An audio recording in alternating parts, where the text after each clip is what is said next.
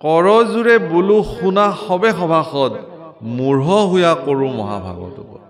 আপোনাৰ খবৰ দৰে সজ্জনসকলৰ প্ৰতি গুৰুজনাই কৰপুতে হাতযোৰ কৰি কৈছে যে মোৰ নিচিনা এগৰাকী মূঢ়ই ভাগৱত কথা 10ম স্কন্ধৰ পদ গাবলৈ গৈ আছো, কৰিবলৈ গৈ আছো। হীৰা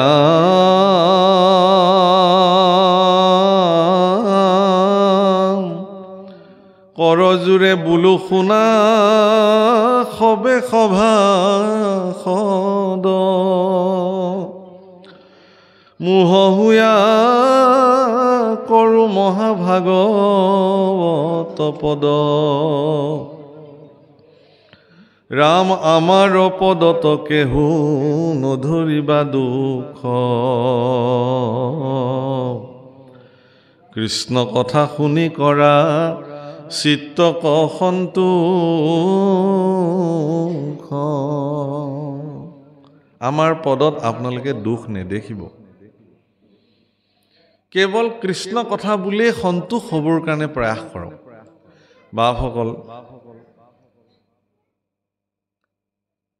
কোনে ভাগৱত পঢ়িছে, কি ব্যাখ্যা কৰিছে, সেইটোক লৈ সমালোচনাৰ কোনো প্ৰয়োজন নাই। ভাগৱত যে পঢ়িছে এইটোই ডাঙৰ কথা। ভাগৱতৰ আসনত আসীন হৈ কোনোবা ব্যক্তিয়ে যে কৃষ্ণ গুণ আওৰাইছে তেওঁৰ জীৱনৰ কাৰণে সেইটোৱে এটা বিশেষ লাভ। অনেক যত্ন কৰিও জীৱনত কোটি কোটি টকা উপাৰ্জন কৰিব পাৰে কোনোবাই, পৃথিৱীৰ সৰ্বোচ্চ সন্মানত কোনোবা ব্যক্তি গৈ অধিষ্ঠিত হ'ব পাৰে, কিন্তু তেওঁ ইচ্ছা কৰিলেই ভাগৱতৰ আসনত তেওঁ আসীন হ'ব নোৱাৰে। এগৰাকী ব্যক্তি ভাগৱতৰ আসনত আসীন হ'বলৈ হ'লে ঈশ্বৰ পুৰুষে তেওঁক প্ৰথমতে নিৰ্ণয় কৰি ল'ব লাগিব, মই তোমাৰ শ্ৰীমুখে মোৰ গুণ শুনিম। কাৰণ ঈশ্বৰ পুৰুষে ভক্তৰ পৰা একো দ্ৰব্য বস্তু আজিলৈকে বিচৰাৰ কোনো শাস্ত্ৰত উদাহৰণ নাই। ভগৱানে এটাই বিচাৰে যে মোৰ গুণখিনি কোনোবাই একান্ত চিত্তে গাওক। নিজ যশ গুণ প্ৰিয় হৰি, তেওঁৰ নিজৰ যশস্যা ভক্তৰ শ্ৰীমুখে শুনি ভাল পায় আৰু তাৰে তেওঁ মালা গাঁঠি পিন্ধে। ভকতে যতে ক গাৱে গুণনাম ছয়, তাৰ মালা গান্থিয়া পিন্ধন্ত কৃপাময়। ভকতে যিমান ঈশ্বৰৰ গুণ গায় সেই প্ৰত্যেকটো গুণেই তেওঁ মালা হিচাপে, পুষ্পমালা হিচাপে পঞ্চবৰ্ণৰ বনমালা তেওঁ ডিঙিত পৰিধান কৰি থাকে। শাস্ত্ৰত এটা কথা বৰ্ণন কৰিছে যে ভগৱন্ত পুৰুষে যি পঞ্চবৰ্ণৰ বনমালা পৰিধান কৰে সেই বনমালাধাৰৰ দুটা বিশেষ বৈশিষ্ট্য আছে। ঈশ্বৰ পুৰুষৰ ডিঙিত থকা বনমালা ভাগৰ দুটা বিশেষ বিশিষ্টতা কি? তাৰে প্ৰথমটোৱে কৈছে যে সেই বনমালা ভাগ কণ্ঠৰ পৰা আপাদ পৰ্যন্ত চৰণলৈকে ওলমি থাকে। বাকী কোনো মালা, তেওঁতো আৰু অন্যান্য মালা পৰিধান কৰে, পৰিধান নকৰে। আচলতে মালাবোৰ নিজে ভগৱানৰ ডিঙিত পৰিধিত হৈ থাকে। আমি মালা পিন্ধি থাকোঁ, ভগৱানে নিপিন্ধে। মালাবোৰ গৈ নিজে ভগৱানৰ শৰীৰত অলংকৃত হয়। একেবাৰে কৌস্তৱমণিৰ পৰা প্ৰাৰম্ভ কৰি সাতখৰি, হেমহাৰ, বৈজন্তীমালা, গজমুক্তাহাৰ ইত্যাদি তেওঁ পৰিধান কৰিছে। তাৰ ভিতৰত বনমালা কণ্ঠৰ পৰা চৰণ পৰ্যন্ত। আৰু দ্বিতীয় বৈশিষ্ট্য কি? যে এই মালাধাৰৰ ফুলসমূহ এনেকুৱা সতেজ। আজি ইয়াতে ফুলৰ মালা গাঁঠি দিয়া হৈছে, এইবোৰ সতেজ হৈ থকা নাই, ছিঙি অনা হ'ল। সতেজ বুলি কেনেকৈ প্ৰমাণিত কৰিছে? যে ভগৱন্ত পুৰুষৰ কণ্ঠত থকা সেই বনমালা ভাগৰ পুষ্পসমূহ ইমানেই সতেজ যে তাত অলিকুল ভোমৰাবিলাকে আহি সেই ফুলত ৰেণু পান কৰি থাকে। এইটো দুদিনৰ বৈশিষ্ট্য। ইয়াৰ অৰ্থ কি? ইয়াৰ দুটা অৰ্থ আছে। এক নম্বৰতে কি যে এই মালাসমূহ ভক্তসকলৰ শ্ৰীমুখে ওলোৱা নামৰ ফুল। আৰু সেই নামৰ ফুল ভক্তিৰ সূত্ৰৰে তেওঁ মালা গাঁঠি থাকে। গতিকে এই পুষ্পসমূহ যিহেতু ভক্তি পুষ্প, এতেকে তাত ভকত ভ্ৰমৰাবিলাকে আহি পেলাই সেই পুষ্পৰ সুঘ্ৰাণ লৈ থাকে, সেই অমৃত পান কৰি থাকে। দ্বিতীয়তে কণ্ঠৰ পৰা ভক্তসকলৰ কণ্ঠৰ পৰা নিগৰিত হোৱা সেই নাম ভগৱানৰ দুখানি চৰণ চিন্তি আগবঢ়োৱা হয়। সেইকাৰণে সেই মালাধাৰ কণ্ঠৰ পৰা চৰণ পৰ্যন্ত বিস্তাৰিত সম্পৰ্কিত। হে বাপসকল, আইসকল, ভগৱন্ত পুৰুষে ভক্তসকলৰ শ্ৰীমুখে তেওঁৰ গুণানুকীৰ্তন যিহেতু সৰ্বদা শ্ৰৱণ কৰাৰ হাবিয়াস, তেওঁৰ ইচ্ছা, সেইকাৰণে মহাপুৰুষে ইয়াত লিখিছে যে কোনোবাই যদি কৃষ্ণ কথা গায়, কৃষ্ণ কথা কয়, তেওঁৰ পদত দোষ বিচাৰ কৰাটো ভকতৰ উচিত নহয়। যি গাইছে গাইছে, কৃষ্ণ গুণ বুলি আপোনালোকে তাক শুনিব পৰাৰ ক্ষমতা থাকিব লাগে। এই বুলি শুনক। যদি তাত আপোনাৰ কিবা গ্ৰহণ কৰিবলগীয়া কথা আছে গ্ৰহণ কৰক, নাই যদি এৰি দিয়ক। কিন্তু এই সাম্যকভাৱে এই কৃষ্ণ কথা এই বুলি গ্ৰহণ কৰক। আৰু মহাপুৰুষেও এই বুলি কৈছে,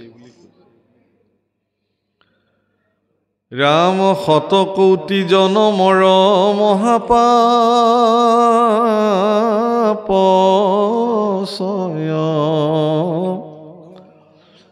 যিটো মনুষ্যৰ নিৰন্তৰে ভুলা ক্ষয়। ৰাম শিষিজনে কৃষ্ণ কথা শুনিবা পাৰে, পাপীৰ কাণত পাপে শুচিহে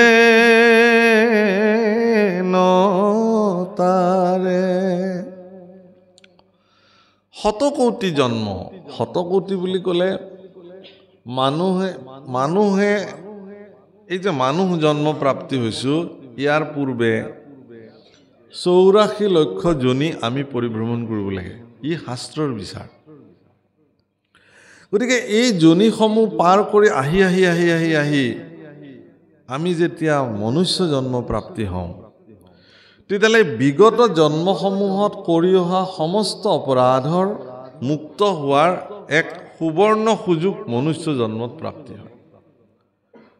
বাপসকল, আইসকল, মনুষ্যসকল ভগৱানৰ স্বৰূপাৰ্থত ভগৱানে নিজৰ স্বৰূপ চাবৰ কাৰণে মনুষ্যসকলক সৃষ্টি কৰিছিল। সেইকাৰণে মনুষ্য শৰীৰ ইমান নিখুঁত পৰিকল্পনাৰে ভগৱানে নিৰ্মাণ কৰিলে। সেইকাৰণে কোনো মনুষ্যই মনুষ্য জন্ম প্ৰাপ্তিৰ পিছত মই একো নাপালোঁ বুলি হীনমান্যতাত ভোগাটো অপৰাধ। মইনো কি পালোঁ? আমাৰ বহুত মানুহে ভগৱানৰ ওচৰত আহি কান্দে যে প্ৰভু মোকনো কি দিলা? একেলগৰ আমাৰ কাষৰ মানুহ ঘৰৰ গাড়ী হ'ল, বিল্ডিং হ'ল, আমাতকৈও দুখীয়া আছিল, এতিয়া আমাতকৈও ধনী হৈ গ'ল। আমুকৰ ল'ৰাই চাকৰি পালে, মোৰ ল'ৰাটো পোৱা নাই। আমুকৰ ছোৱালী ভাল ল'ৰালে বিয়া হৈ গ'ল, মোৰহে হোৱা নাই, ইত্যাদি। ভগৱানৰ ওচৰত আমিবিলাকে অভিযোগৰ আবেদনবোৰ দিওঁ। এনেকুৱা অনুষ্ঠানবিলাকত মই আগতেও বহুবাৰ কৈছোঁ যে এই যে চাকিবিলাক জ্বলিছে ইয়াতে, এই প্ৰত্যেক গছি চাকিয়ে একোখন অভাৱৰ আবেদনৰ ৰাজ সাক্ষী, জ্বলন্ত সাক্ষী, হয় নহয় কওক? গতিকে মনুষ্যই আমিবিলাকে ভগৱানক এটা কথা আমি প্ৰত্যেকজন মানুহে জানো যে ঈশ্বৰ অন্তৰ্যামী, মোৰ ভিতৰত বিদ্যমান হৈ থকা ভগৱানে জানে যে মোক কি প্ৰয়োজন। সেই কথা আৰু মই ভগৱানক ক'বলগীয়া নাই। গতিকে আপোনাৰ যোগ্যতা অনুসাৰে আপোনাৰ যোগ্যতাতকৈও বেছিকৈ ভগৱানে আপোনাক প্ৰদান কৰিছে, এই বুলি ভগৱানৰ ওচৰত কৃতজ্ঞ হোৱাটো দৰকাৰ, প্ৰয়োজন। এইকাৰণে যে হে ভগৱান মোক তুমি মানুহ কৰি দিলা। সেইকাৰণে শতকৌটি জন্মৰ যি মহাপাপ, সেইটো মনুষ্য জন্মত নিৰন্তৰে ক্ষয় হয়।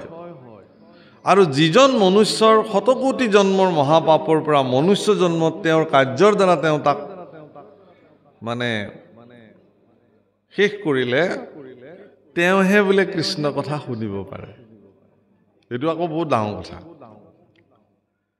আজি ইয়াত যে আপোনালোক পৰম সজ্জনসকল আহি কৃষ্ণ কথা শুনিবৰ কাৰণে বহি আছে, শতকোটি জন্মৰ মহাপাপৰ পৰা মুক্ত হোৱাৰ কাৰণেহে আপোনালোকে আহি এই স্থানত বহি একান্ত চিত্তে কৃষ্ণ কথা শুনাৰ সৌভাগ্য মিলিছে। বাপসকল, আমি ধৰ্ম কি সেয়াও জানো, অধৰ্ম কি সেয়াও জানো, পাপ কি সেয়াও জানো, পুণ্য কি সেয়াও জানো।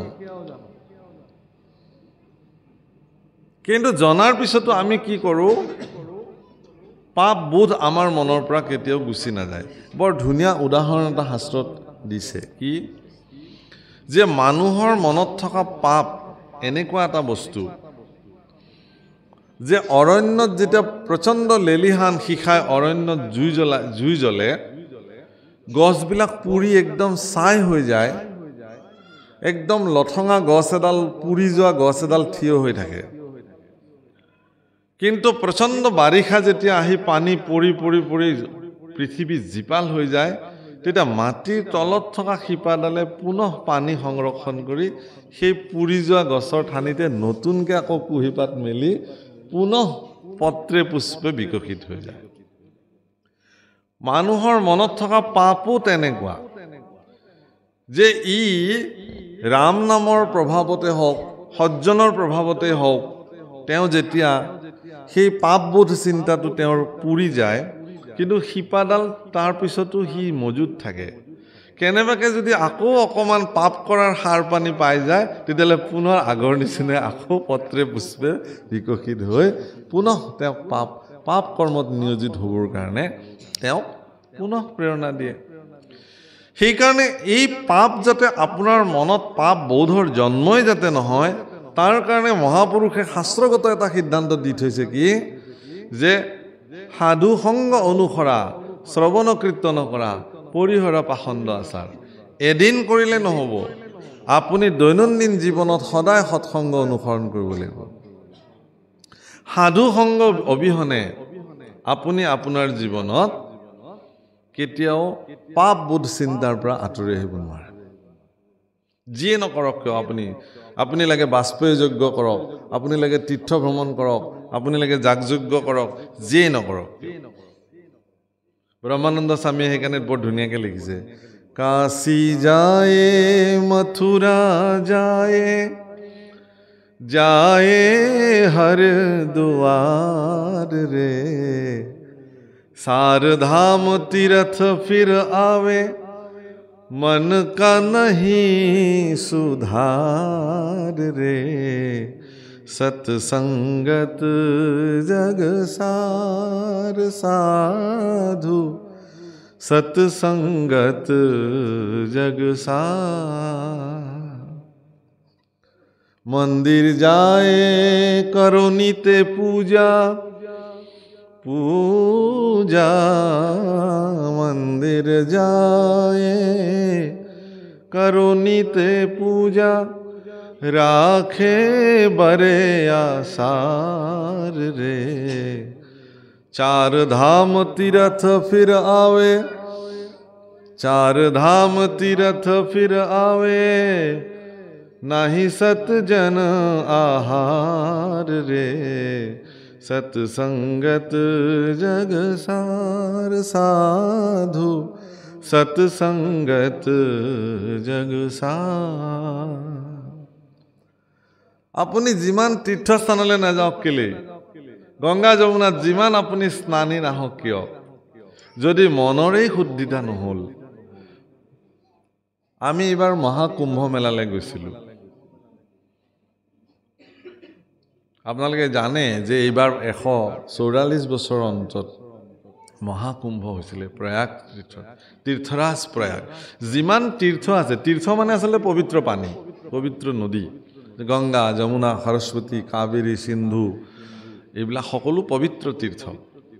তো এই তীৰ্থসমূহৰ ভিতৰত প্ৰয়াগক তীৰ্থৰাজ বোলে, মানে তেওঁ তীৰ্থ ৰজা। কিয়? যে তাত গংগা যমুনা আৰু সৰস্বতী তিনিওগৰাকী আহি তাত লগ লাগিছে। তো ইয়াতেই মহাকুম্ভ মেলা হৈছিলে। মানুহে তাত পাপ ধুবৰ কাৰণে বহু মানুহ গৈছে তাত। লক্ষ লক্ষ মানুহ গৈছে আৰু কিছুমানে কিয় গৈছে তাত ভকত সজ্জন দৰ্শনৰ কাৰণে গৈছে কিছুমানে গৈছে কি তাত এটা কথা খুব চৰ্চা হৈছে কিন্তু যিমান সজ্জন পুৰুষে তাত ভাগৱত ব্যাখ্যা কৰিছে পুৰাণ আদি শাস্ত্ৰসমূহ ব্যাখ্যা হৈছে আমি গৈ গৈ শুনিছো তাত কৈছে যে এজন ব্যক্তিয়ে যদি তেওঁ জানি শুনি পাপ কৰিছে অপৰাধত লিপ্ত হৈ আছে তেওঁ আহি ইয়াতে ডুবকি লগালে তেওঁৰ পাপটো শেষ হৈ নাযায় যদি মোৰ অজ্ঞাতে কিবা পাপ হৈছে মই ক'ব নোৱাৰো প্ৰভু কেনেবাকে যদি মোৰ জীৱনত কিবা অপকৰ্ম সাধিত হৈছে হে ভগৱান মই তোমাৰ চৰণত সকলো নিবেদন কৰিলো এই বুলি যদি কোনোবাই স্নান কৰিছে সেইটো বেলেগ কথা মই ইয়াৰ আগতেও 2001 চনত মই প্ৰয়াগলৈ গৈছিলো তাত মোৰ এজন বন্ধু আছে মনীষ চতুৰ্বেদী বুলি তেওঁ মোক এটা কাহিনী কৈছিলে তেওঁ মোক লৈ গৈছিলে স্নান কৰাবলৈ তেতিয়াতো মানুহ চানুহ বিশেষ নাছিলে নাও এখনত উঠি গৈ আমি স্নান কৰিছোগৈ য'ত গংগা যমুনা সৰস্বতী লগ লাগিছে সেই স্থানত তেওঁ কৈছে যে পাঠক जी यहाँ एक कहावत है कैसा बोले जो लोग यहाँ स्नान करने आते हैं वो लोग उन लोगों के मन में एक विचार होता है ऐसा कि वो आएंगे जितना वो जीवन में पाप किया है सब वहाँ पे डुबकी लगा के सब पापों को नष्ट करके पूरा पुण्य शरीर लेके घर में जाएंगे लौट के ऐसे इनका सबरे एतु मनत धारणा থাকে যে মই যি পাপ কৰিলো ইয়াত আহি পেলাই মই এইবোৰ সকলো ধুই পেলাই যাম তেওঁ কৈছে যে পাপবিলাক আকৌ মানুহতকেও বলে চতুৰ পাপবিলাকে বলে ভাবিছে কি যে তই গোটেই জীৱন মুখ লৈ পেলাই মজমস্তি কৰিলি আৰু আজি কথা নাই বতৰ নাই মুখ তই গংগাত ভহাই দিবলৈ আহিছ যা এই বুলি বলে এই পাৰতে যিবোৰ কাপোৰ কানি খুলি থয় বেগ চেক থয় তাতেই বোলে পাপকেইটা বহি থাকে যা তই গা ধুই আহাগে বোলে আমি কিয় যাম তোক এৰি তই আমাক লৈছ আমিতো নিজে অহা নাই तो पाप सब वो अपना कपड़ा उपड़ा बेग बिस्तर जहाँ रहते हैं वहीं पे पाप रहते हैं और वो बिना पाप की शरीर जाके गंगा में नहाते हैं यमुना जी से नहाते हैं फिर नहा वहाँ के जब आके कपड़ा उपड़ा पहनते हैं तो अपना अपना पाप साथ में फिर वापस घर में लौट के आते हैं কৈছে আৰু তেওঁ খুব ৰসিক কৰি কথাটো কৈছিলে কিন্তু কথাটো বহুত তাৎপৰ্যপূৰ্ণ কথা যে আপুনি আজি এইখনো গংগা স্নান দেই প্ৰভুসকল মনত ৰাখিব এই আজি ইয়াতো গংগা আপোনালোকে স্নান কৰিছে তো এই গংগা স্নান কেনেকুৱা তহিতে গংগা তহিতে গোদাবৰী ক'ত য'ত কৃষ্ণ কথা প্ৰবাহিত হয় সেই শ্ৰেষ্ঠ তীৰ্থ স্নান তো গতিকে আজি এই আমাৰ বৃহত্তৰ কালুগাঁৱৰ এই বা কোৱামাৰা ভকতগাঁও ৰাইজৰ যি নামঘৰৰ মজিয়া আজি কিন্তু এয়া পবিত্ৰ আজি দুটা দিনে এক বিশেষ তীৰ্থ ক্ষেত্ৰলৈকে ই ৰূপান্তৰ হৈ গৈছে আৰু আপোনালোকৰ দৰে সজ্জনসকলে আচলতে ইয়াতে কি কৰিব আহিছে স্নান পান আচমন কৰিবলৈ আহিছে এইটো আচল স্নান প্ৰকৃত স্নান এইটোৱেই কিন্তু এই স্নানটো কেনেকুৱা ই নিৰৱধি হ'ব লাগিব এই স্নানটো কেনেকুৱা নিৰৱধি যদি আপুনিও ইয়াত এনেকুৱা মনোবৃত্তিৰে যদি আহিছে যে বাপৰে গোটেই জীৱনটো কি পাপ কৰিলো অকমান গাই তাতে ভকত গাঁৱৰ নামঘৰতে বহি ভাগৱত শুনি অলপ পাপ চাপ দূৰ কৰি থৈ আহোঁ এই বুলি যদি কোনোবাই আহিছে ইয়ালে তেতিয়াহ'লে তেওঁৰো পাপকেইটা সেই কলপুলি কেইডালৰ তাতেই ৰৈ আছে উভতি গ'লে তেওঁৰ লগতে যাব সেইকেইটা সাৰি নাযায় কেতিয়াও তাৰ পৰাই যাব কাৰণ তেওঁলোকতো ইয়াত নোসোমায় ইয়াততো প্ৰৱেশ কৰিব নোৱাৰে পাপ কলি কোনো কাৰণত ইয়াত প্ৰৱেশ কৰিব নোৱাৰে য'ত মুখ্য তোৰণ দিয়া আছে তাৰ পৰা এইফালে পাপ কলি ইয়াত প্ৰৱেশ কৰিব নোৱাৰে ইয়াত সেইকাৰণে ইয়াত যিসকল লোক বহিছে সবকে পুণ্যৱন্ত শৰীৰ বুলি মান্য কৰা হয় কাৰণ আপোনালোকৰ মনত এই মুহূৰ্তত কোনো ধৰণৰ পাপ বোধ নাই তেওঁলোক আহিব পৰা নাই ইয়ালৈ কিন্তু যদি এনেকুৱা এটা স্বাৰ্থ লৈ পেলাই ইয়াত বহিছে কোনোবাই তেতিয়াহ'লে উভতি গ'লে তেওঁলোকৰ নিজৰটো গুচি যাব তেতিয়াহ'লে এইটো চিৰস্থায়ী স্থান কেনেকুৱা হ'ব যে ইয়াতে যিখিনি কথা আপুনি শুনিলে তাক আপুনি ৰোমন্থন কৰি যাব লাগিব মানস পথত তাক লৈ যাব লাগিব নামঘৰৰ পৰা গ'লে গৃহস্থই ক'ব যে প্ৰসাদ আনিছে নে নাই বোলে আনিছোঁ প্ৰসাদ তোমালোকলে আজি মই বিশেষ প্ৰসাদ আনিছোঁ আহা তোমালোক বহা মই আজি তালৈকে নামঘৰলৈ গ'লোঁ তাত ভাগৱত চলি আছে, তোমালোকেতো নগ'লা, কিন্তু মই গৈছিলোঁ, মই তোমালোকক তাৰ পৰা অনা প্ৰসাদ দিম। এই বুলি তেওঁ যদি এই ভাগৱত পাঠত শুনা অকমানো কৃষ্ণ কথা যদি পৰিয়ালৰ আগত বিলাই দিয়ে, এইটোহে আচল প্ৰসাদ লৈ যোৱা হ'ব ঘৰলৈ। কেৱল গাজি বোলে মোক আৰু এক টোপোলা দিয়কচোন, মোৰ ডাঙৰ ল'ৰাটো আহি আছে, বোলে মোক আৰু অকণ বেছিকৈ দিয়কচোন বুলি এটা ডাঙৰ টোপোলা গাজি লৈ গৈ ঘৰৰ মানুহক বিতৰণ কৰি দিয়াটো প্ৰসাদ বিতৰণ বুলি নকয়। বুজিছেনে কথাটো? আকৌ ডাঙৰ কথা এটা কওঁ, ভাগৱত হ'ল এনে যিবোৰ দৈনন্দিন ভাগৱত পাঠ চলি থাকে, ভাগৱত হ'ল, নাম হ'ল, এতিয়া বোলে বিলনীয়া কি বোলে শৰাই ভাগ বিলনীয়াৰ কাৰণে মই সেৱা লওঁ, কৃষ্ণ যাওক আপুনি বিলাওক। তে দেউৰীয়ে বা বিলনীয়ে প্ৰসাদ বিলাবলৈ গ'ল, তেওঁৰতো কাম, আৰু লগত কোনোবা এজন গ'ল, বাকী আমিবিলাকে এতিয়া কি কৰিম? প্ৰসাদটো দিবই। এতিয়া আমি সাত ভাৰস্তৰ কথা উলিয়াইছোঁ, কাৰ কি হ'ল, ৰাজনৈতিক ক্ষেত্ৰত কি হৈ আছে, তাতেই মতভেদ, তাতেই ইত্যাদি। ভগৱন্ত পুৰুষে এটা ডাঙৰ কথা কৈছে যে মোৰ চৰণত যি প্ৰসাদ নিবেদন কৰা হয়, নৈবেদ্য দিয়া হয়, নৈবেদ্য আচলতে নিবেদন কাৰণে নৈবেদ্য বুলি কয়। আজি যি দ্ৰব্য ভগৱানৰ চৰণত ভোগ হিচাপে নিবেদন কৰা হৈছে, সেই নিবেদনৰ এটা প্ৰক্ৰিয়া আছে প্ৰভুসকল। বোলে আপোনাকে নামটো প্ৰস্তাৱ কৰিলোঁ, আপুনি যাওক প্ৰসাদখিনি শৰাই ভাগ নিবেদন কৰি আহক। তেওঁ গ'ল আৰু শৰাইখন পাতিলে আৰু তাতে মগু চাউল কল দিলে, দি আৰু কলপাতখন ঢাকি পেলাই প্ৰভু। ভগৱানে তেনেকৈ নৈবেদ্য গ্ৰহণ নকৰে কেতিয়াও। লক্ষ্মীয়ে সোণৰ থালত ভগৱানক অমৃত অন্ন প্ৰদান কৰি কত স্তুতিনতিৰ পিছতে ভগৱানে সেয়া গ্ৰহণ কৰে। গতিকে গুৰুআসনৰ সন্মুখত শৰাই নিবেদন কৰাৰ এক সুদৃঢ় আৰু নিশ্চিত ব্যৱস্থা আছে। যদি কোনোবাই নাজানে তেতিয়াহ'লে জনা লোকৰ পৰা তাক শিকি বুজি লওক।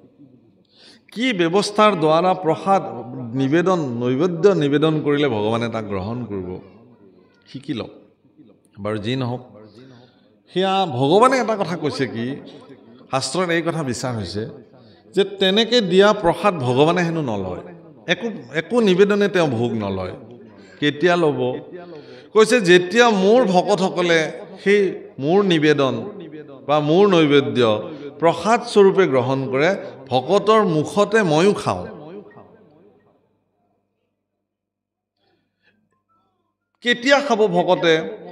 যেতিয়া নাম সামৰি প্ৰসাদ যেতিয়া আহি সন্মুখত নপৰালৈকে সেই ব্যক্তিজনে কোনো কাৰণত তেওঁৰ মস্তিষ্কত নাম ব্যতিৰেকে বেলেগ চিন্তা কৰিব নোৱাৰিব, তেওঁৰ শ্ৰীমুখে নাম ব্যতিৰেকে বেলেগ কথা পাতিব নোৱাৰিব।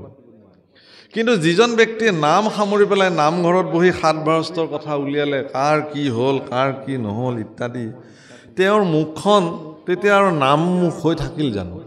ভগৱানে আকৌ সেইখন মুখত প্ৰসাদ খাব নেকি? আপুনি যাৰ কথা কৈ আছিল তেওঁলোকে আহি সেই প্ৰসাদ খাব আপোনাৰ লগত, ঈশ্বৰে নাখায়।